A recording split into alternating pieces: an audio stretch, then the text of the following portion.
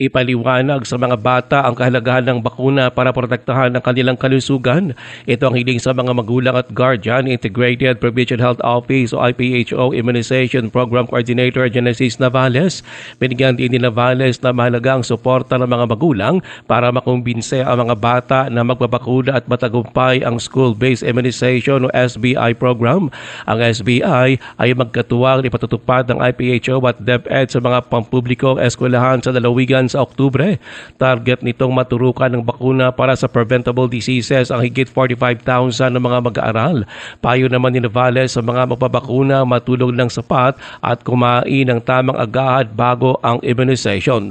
Kalakip naman sa immunization package ang measles, rubella, tetanus, diphtheria vaccines para sa grade 1 at grade 7 learners, habang ang mga babaeng grade 4 pupils naman ay bibigyan ng human papilloma virus o HPV vaccine. Sa mga ginikanan, ang mga sakit nani waay sang tambal or bulong nga matawag, kundi ang pagpabakuna lang sa inyong kabataan. Gamay nga aray, dako nga buligid para sa mga kabataan agud sa mga sakit sila hilway. Si IPHO Immunization Program Coordinator Genesis Navales, ang SBI ay bahagi ng routine immunization program ng DOH.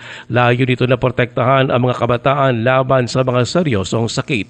Ruel Usano, NDBC Bida Balita.